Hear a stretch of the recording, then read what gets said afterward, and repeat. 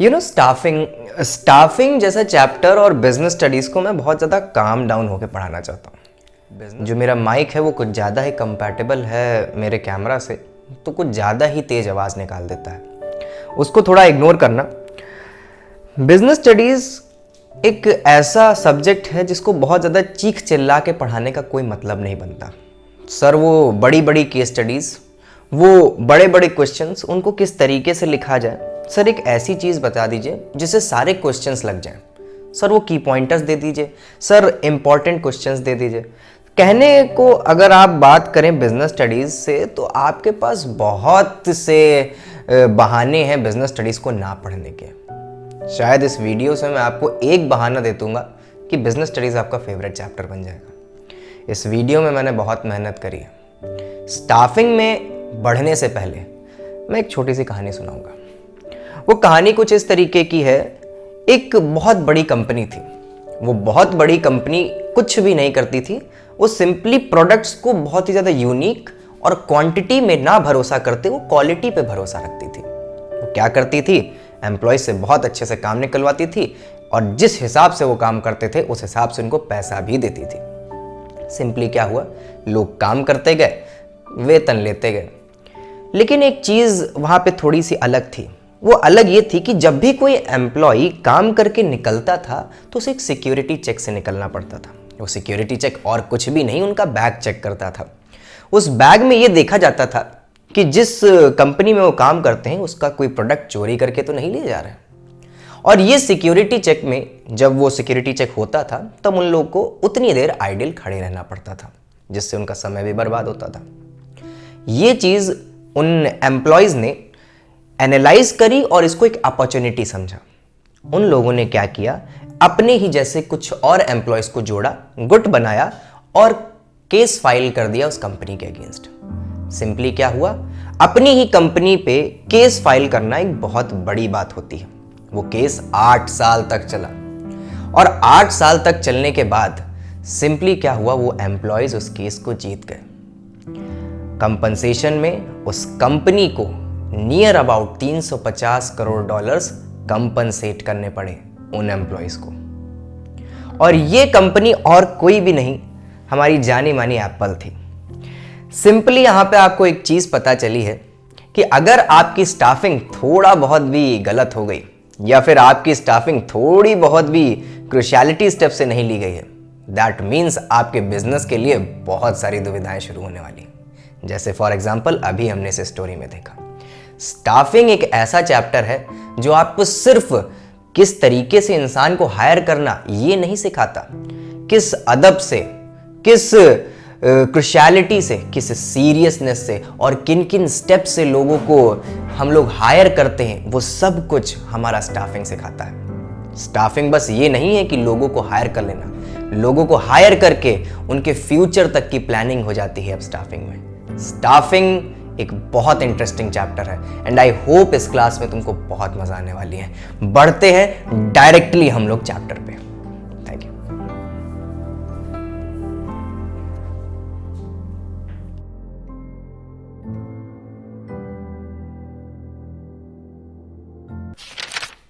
क्या आपको पता है Narayan Murthy, the founder and CEO of Infosys, उन्होंने एक बहुत अच्छी लाइन बोली थी।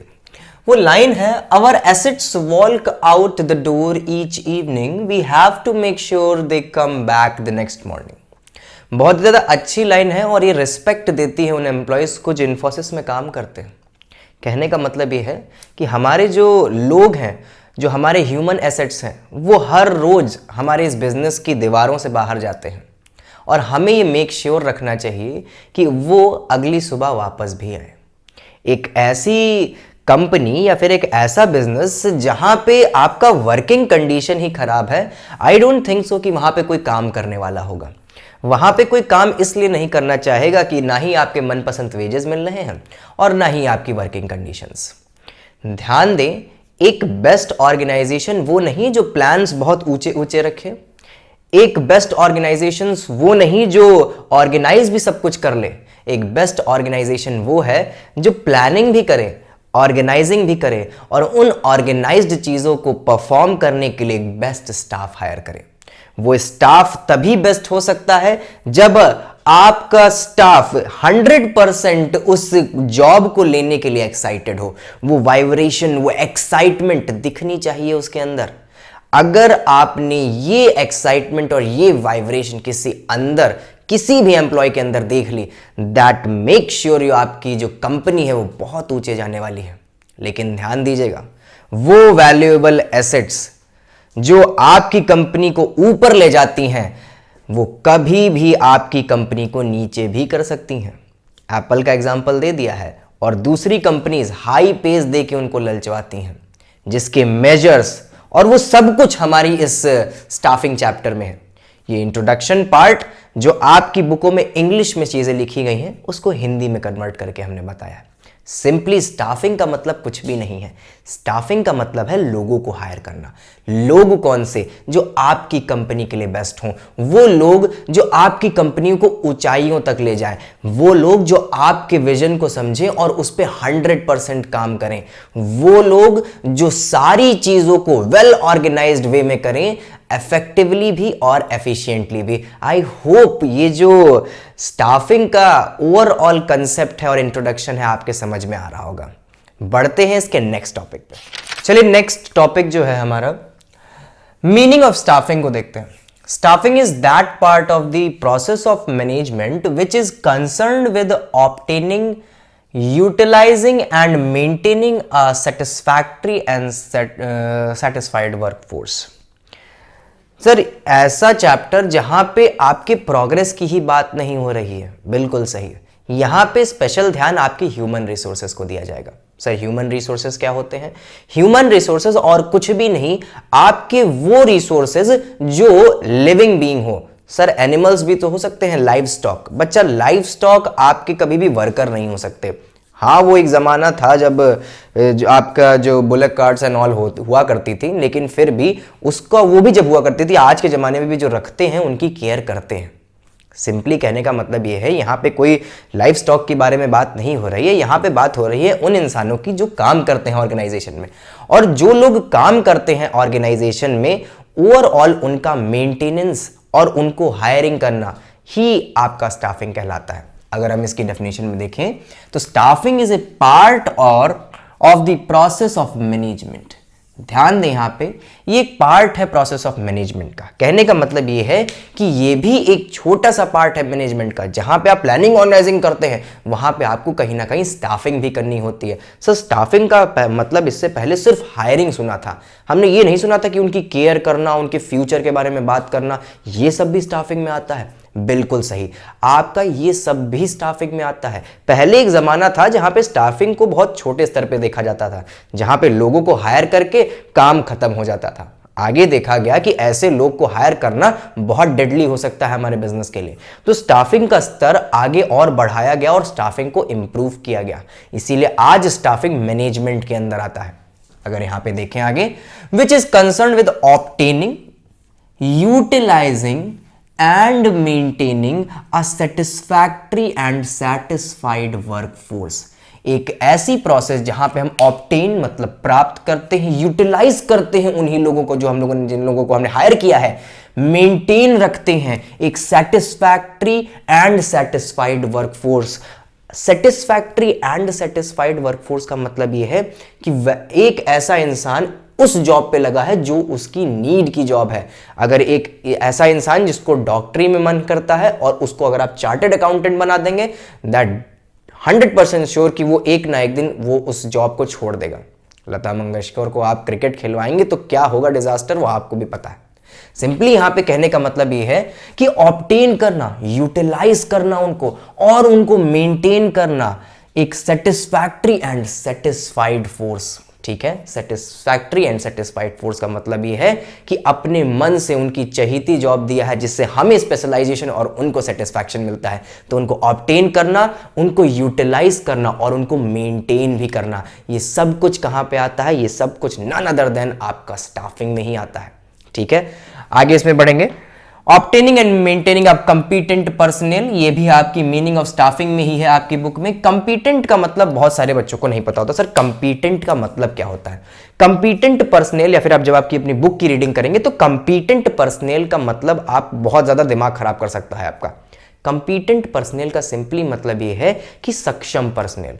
अगर एक इंसान को आपको मैनेजर की पोस्ट पे रखना है और वो इंसान कक्षा 8 पास है, तो श्योरली आपका मैनेजमेंट कितना डिजास्टर में होने वाला है ये आपको भी पता है।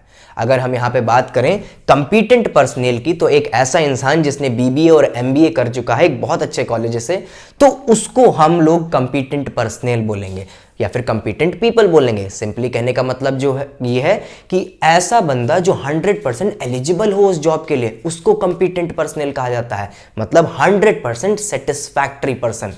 तो obtaining and maintaining a competent personal, उसके बाद आएंगे it also involves man power planning, recruitment and etcetera. कहने का मतलब ये है कि स्टाफिंग का, जैसे हमने पहले बताया था, स्टाफिंग का मतलब सिर्फ ये नहीं कि आपने रिक्रूटमेंट कर लिया, आप हायर कर लिए लोगों को और आपका काम खत्म हो गया, बिल्कुल भी नहीं। Staffing also involves man power planning and recruitment and selection and so on. Man power planning sir क्या होती है, फिर रिक्रूटमेंट भी बता दीजिए। ये सब कुछ एक पर्टिकुलर टॉपिक के अंदर कवर किया गया है। अगर मैन पावर प्लानिंग और रिक्रूटमेंट को बहुत छोटे स्तर पे हम बताएं तो मैन पावर प्लानिंग कुछ भी नहीं है। मैन पावर प्लानिंग बोलता है कि आपको कितने लोगों की जरूरत है, क्या जरूरत है भी कि नहीं है, या फालतू में रिक्रूटमेंट कर रहे हैं। और उसके बाद आता है रिक्रूटमेंट। रिक्रूटमेंट अपने में ही एक बहुत बड़ा टॉपिक है, इसको हम आगे आने वाले टॉपिक में ही समझाएंगे। अगर एक शॉर्ट से अगर हम एक्सप्लेनेशन में रिक्रूटमेंट को बताएं तो रिक्रूटमेंट कुछ भी नहीं है। रिक्रूटमेंट एक pool creation of employees. Sir pool creation of employees का मतलब क्या है, मतलब हमें ज़रूरत है 500 लोगों की और हमारे एरिया में 4000 लोग हैं। हमने 4000 लोगों को इन्विटेशन भेज दिया कि आइए और हमारी कंपनी में काम करिए। इससे क्या होगा, उन 4000 लोगों में से हम बेस्ट 500 निकालेंगे। इस प्रोसेस को रिक्रूटमेंट कहते हैं।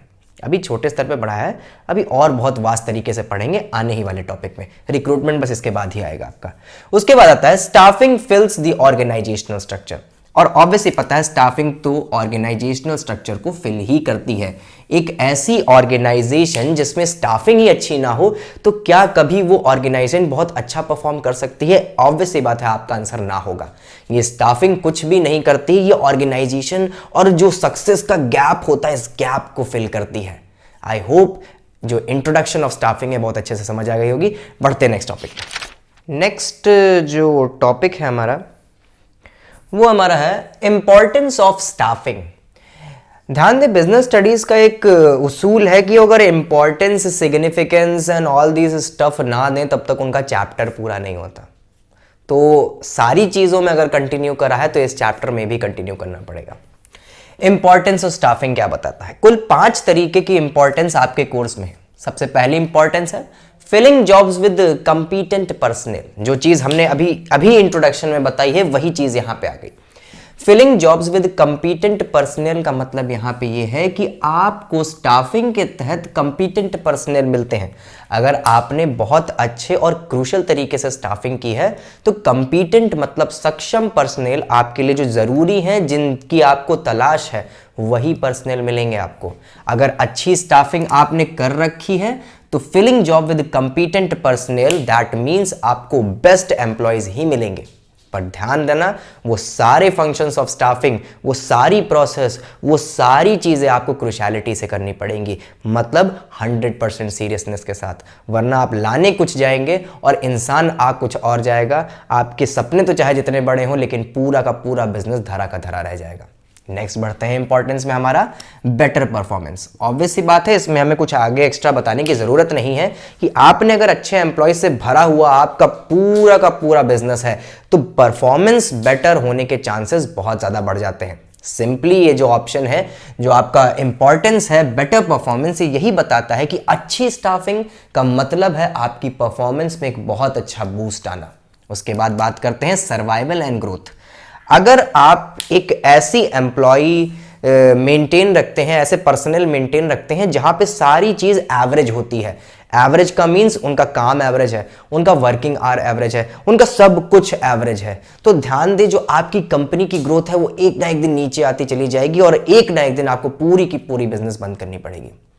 ध्यान दें, इससे मेरे को बहुत अच्छी एक स्टोरी याद आ रही है। आई एम रियली सॉरी, तुम लोग को हम स्टोरी से क्या कहते हैं डिस्ट्रैक्ट कर रहे हैं। बट कॉमर्स क्लब की जर्नी जब हमने शुरू करी थी तो हम बहुत ज़्यादा इन्फ्लुएंस थे फ्रैंक पसाटा से। फ्रैंक पसाटा की जो ये थ्योरी थी ये बहुत ज़्यादा इन्फ्लुएंस करी है और इस स्टाफिंग के बेटर परफॉर्मेंस और सर्वाइवल एंड ग्रोथ ये दोनों ही इंपॉर्टेंस इससे बहुत ज़्यादा मैच करते हैं। फ्रैंक पसाटा की कंपनी थी ओहायो में, और जो फ्रैंक पसाटा है उनके जो फ्रेंड की कंपनी थी, बेसिकली उनके फ्रेंड की कंपनी प्रिंटिंग करती थी। और प्रिंटिंग का बेसिक मतलब था वहाँ पे कि आपका जितना भी जो बिजनेस वर्क है, जितना भी बिल बोर्ड है, जितना भी आपका फैंसी प्रिंट है, वो सब कुछ वो लोग करते थे। उस समय पुराने ज़माने में 90s के टाइम पे प्रिंटिंग का बिजनेस बहुत बड़ा माना जाता था। फ्रैंक पसाटा की अपनी कोई जॉब नहीं थी, उनकी शादी हो चुकी थी।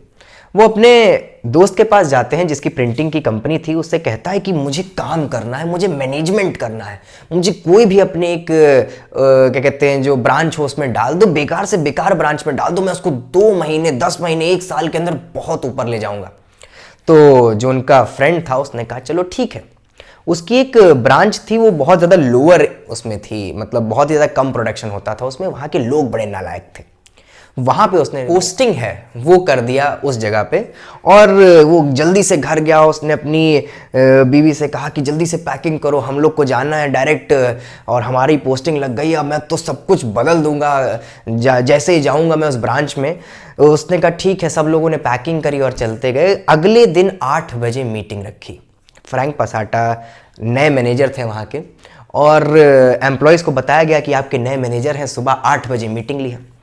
फ्रैंक पसाटा गए सुबह 8 बजे, और सारे एम्प्लॉयज़ चेयर्स पे बैठे हुए थे आलीशान तरीके से, और फ्रैंक पसाटा आके 8 बजे स्टेज पे खड़े हुए।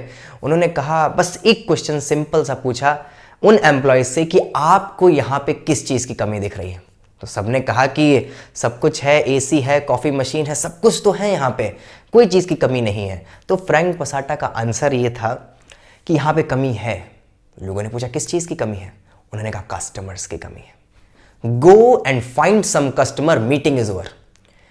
8 बजे शुरू हुई मीटिंग, एंड हो गई 8:03 पे। लोगों ने समझा कितना पागल आदमी। लोग गए बाहर, उन्होंने कुछ काम नहीं किया, मार्केट में जाने की किसी की आदत नहीं थी। अगले दिन फिर सुबह 8 बजे मीटिंग रखी गई, फिर से लोग गैदर किए, 8 बजे आए। इस बार बैठने के लिए चेयर्स भी नहीं थी, सब कुछ लॉक कर दिया गया। फ्रैंक पसाटा ने कहा जब कस्टमर आएगा तो चेयर्स भी आ जाएंगी, कॉफी मशीन पूरी बंद हो गई, go find some customer, meeting is over. और उसके बाद फिर से मीटिंग ओवर कर दी। इस बार 8:02 पे मीटिंग ओवर हो चुकी थी। लोग फिर से गए। बताया जाता है, I don't know the count, और ये जब बताया गया कि उस टाइम पे बहुत लोगों ने रिज़ाइन कर दिया क्योंकि उनको फ्रैंक पसाटा के साथ काम नहीं करना था। लोग इसको पागल समझते हैं, लेकिन जो एरिया की ब्रांच 500 से भी नीचे की रैंक में आती थी वो 5 साल के अंदर नंबर 1 प्रिंटिंग ब्रांच में कन्वर्ट हुई। उसकी फिलॉसफी बहुत ज़्यादा अच्छी थी। उसने स्टाफिंग, रिक्रूटमेंट और मेजर और माइनर टाइम पे बहुत ज़्यादा ध्यान दिया। इस स्टोरी को मैंने सर सोनू शर्मा से सुना था, और ये बहुत ज़्यादा इम्पॉर्टेंट थी आप लोगों को बताने के लिए। ध्यान दें, better performance, survival and growth, ये सब कुछ बहुत ज़्यादा ज़रूरी है। और ये सब कुछ कहाँ से आएगा? अगर आपने बहुत अच्छा स्टाफ हायर कर रखा है। अगर बर्बाद स्टाफ हायर कर रखा है तो हाल वैसा ही होगा जैसे फ्रैंक पसाटा के आने से पहले था। आगे बढ़ते हैं। आई होप बहुत अच्छी लगी होगी आपकी स्टोरी। नेक्स्ट बढ़ते हैं, optimum utilisation of human resource, not resources. यहां पे पिछली बार आपने पिछले चैप्टर में पढ़ा होगा ऑप्टिमम यूटिलाइजेशन ऑफ रिसोर्सेज, यहां है optimum utilisation of human resources. अगर आपने बेस्ट स्टाफ उनके चहीते काम पे हायर किया है तो जो यूटिलाइजेशन ऑफ ह्यूमन रिसोर्स है वो इनसेन होने वाला है। सर इनसेन का मतलब क्या? आपको शौक है YouTube पे स्क्रॉल करने का, सोचो आपको YouTube पे रील्स देखने का कोई पैसा दे, आप कितने अमीर होंगे। ह्यूमन रिसोर्स का ये भी एक बहुत बढ़िया एग्जाम्पल है। अगर आपको एक ऐसी जॉब मिले जहां पे सिर्फ आपको यूट्यूब की रील्स, अब यूट्यूब पे तो रील्स नहीं होती, बेसिकली शॉर्ट्स, आपको सिर्फ शॉर्ट्स स्क्रॉल करने और हर शॉर्ट स्क्रॉल करने पे आपको $1000 मिल रहा है, तो ये कितना ही ज्यादा ऑसम होगा आपके लिए। सेम अब हर इंसान का शौक रील्स स्क्रॉल करना नहीं होता, हर इंसान का शौक, किसी का इंसान मैनेजमेंट में होता है जैसे फ्रैंक मसाटा का, कोई लोगों का जो शौक होता है वो अकाउंटिंग में बहुत ज्यादा होता है, किसी लोग का शौक पेंटिंग में बहुत ज्यादा होता है। और अगर वही काम आपको मिल जाए तो आप अपनी रिसोर्सेज, मतलब अपने खुद का यूज कितना ज्यादा अच्छा करेंगे। तो ध्यान दीजिए, अगर आप ऐसा एम्प्लॉय हायर कर लेते हैं, मान लेते हैं आपको एक अकाउंटेंट चाहिए और आप एक ऐसे इंसान को ढूंढने में सक्षम हैं, कंपीटेंट पर्सनल ढूंढने में आप सक्षम हो चुके हैं और ऐसा इंसान मिल चुका है जिसको अकाउंटिंग में इंटरेस्ट है, अकाउंटेंट बनने में इंटरेस्ट है, तो वो क्या यूटिलाइजेशन देगा वो आपको अपनी ही मेहनत की, वो आप सोच भी नहीं सकते हैं। सिंपली कहने का मतलब है optimum utilisation of human resources, best outcome निकालना एक इंसान से, तो उसको आपको वही जॉब देनी पड़ेगी जिसके लिए वो बहुत ज्यादा एक्साइटेड है, वो वाइब्रेशन याद है ना शुरुआत की वीडियो में। आगे बढ़ते हैं, तो अगर आपको best utilisation of human resource चाहिए, आपको स्टाफिंग बहुत अच्छे से करनी पड़ेगी। Next, improves job satisfaction and morale. Job satisfaction अच्छी स्टाफिंग से बढ़ता है। आपको क्या वहां पे सेटिस्फैक्शन मिलेगा जो आपके मन की ना। आप स्कूल में जाके डम्ब बैठ जाते हैं, दैट मीन्स वहां पे आपको मन नहीं लग रहा है, वहां पे जो एक्सपीरियंस है वो बहुत ज्यादा खराब है। कहने का मतलब यह है कि अगर आपने अच्छी स्टाफिंग की है तो जॉब सेटिस्फैक्शन तो डेफिनेटली बहुत ज्यादा होने वाला है। दैट मीन्स आपने अगर अच्छा स्टाफ हायर किया है तो मोरल और सेटिस्फैक्शन ऑफ जॉब सब कुछ बहुत ही ज्यादा ऑसम होगा। I hope importance of staffing इतना कठिन नहीं था। बिजनेस स्टडीज कठिन नहीं होती है, दिक्कत आती है कि किस तरीके से क्वेश्चन लिखना चाहिए, दिक्कत आती है कि वो कंटेंट क्या होना चाहिए, वो ग्रामर क्या होनी चाहिए। दसियों सालों से आपके जो सीनियर्स हैं वो पास आउट होके निकल गए, दसियों सालों से यही चैप्टर पढ़ाए जाते हैं, यूट्यूब पे कभी लिस्ट लगी होगी इन सब की। लेकिन ध्यान दीजिए, बंदा टॉप वही मारता है जो आपसे बेहतर आंसर लिखता है, जो आपसे बेहतर ग्रामर को वहां पे प्रेजेंट करता है और उनकी पॉइंटर्स को यूज करता है जो मार्किंग स्कीम में होते हैं। ये सब कुछ कहां से आएगा, परेशान ना होइए, वो सारे नोट्स जो हम कॉमर्स क्लब प्रीमियम मेंबर्स को देते हैं, हम ट्राई करेंगे कि वो सारे नोट्स या फिर उससे रिलेटेड एक सैंपल नोट हम डिस्क्रिप्शन में ज़रूर प्रोवाइड करें। ध्यान देना, अगर आपको पूरे फुल फ्लेजेड नोट्स चाहिए तो आप ज्वाइन कर सकते हैं कॉमर्स क्लब, हम लिंक ऐप का डिस्क्रिप्शन में दे देंगे। चलिए, तो इंपॉर्टेंस ऑफ स्टाफिंग यहीं पे ख़त्म होती है, बढ़ते हैं नेक्स्ट टॉपिक पे।